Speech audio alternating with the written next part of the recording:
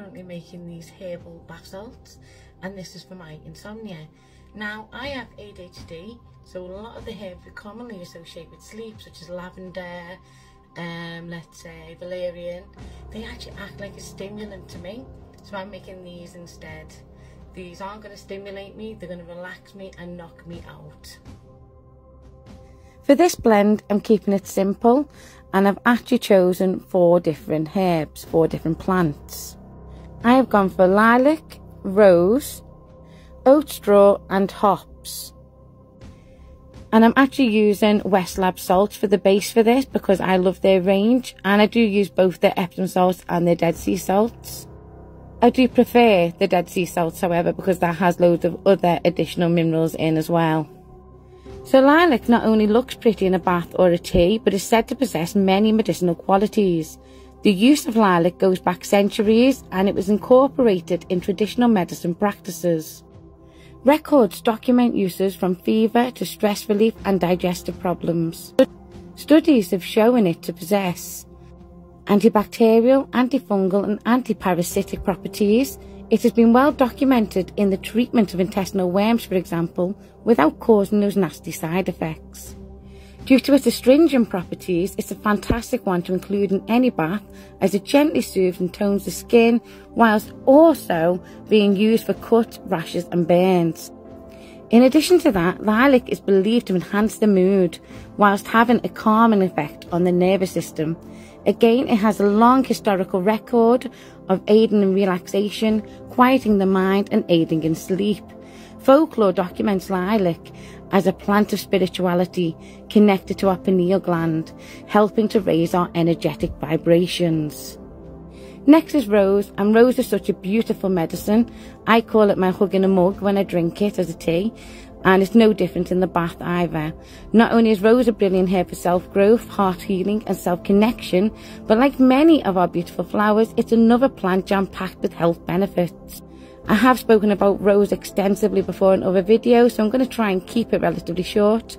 Rose supports collagen production, which improves the condition of our skin, hair and nails.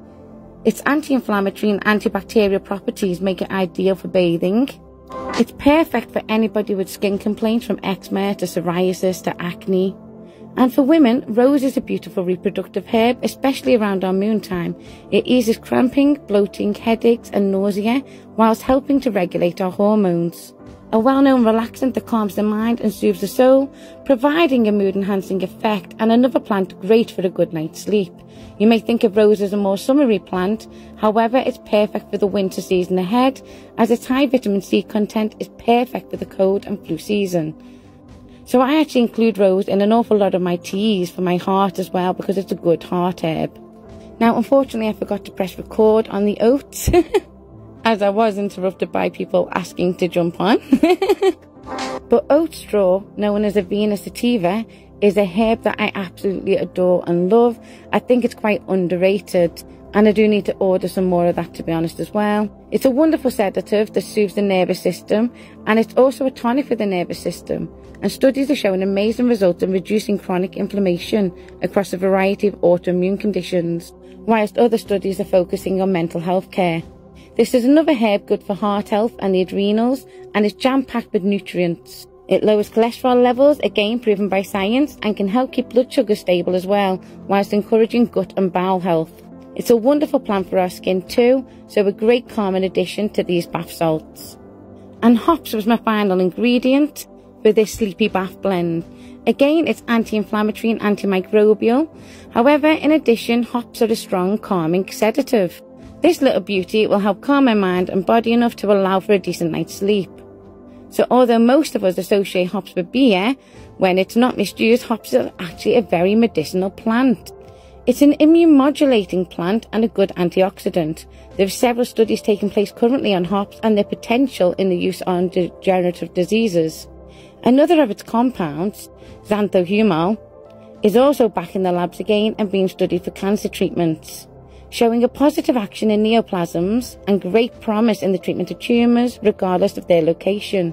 But obviously we need to await these results. But there is an article from 2018 which states the same by Jiang et al, and you can find that online.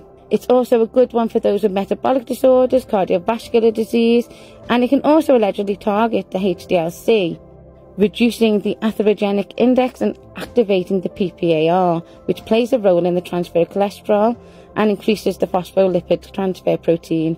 Again, more studies are required, but many genuinely don't realise just how wonderful a plant hops is. Due to its widely noted sedative properties, I include hops in many of my sleep remedies, from teas and tinctures to bathing and dream pillows. And hops is another great one for the winter and is also associated with wolves. Now, do take care with hops, because if you do suffer with chronic depression, although it's good for anxiety, it can actually enhance those feelings of depression if it is in a state of extreme suffering at that moment in time. Now, Matthew Wood recommends hops for those determined, driven characters with very intense and strong emotions. And again, please do look into the contraindications for all the herbs I've mentioned here before giving them a go yourself. This is a personal blend and shared for information purposes only.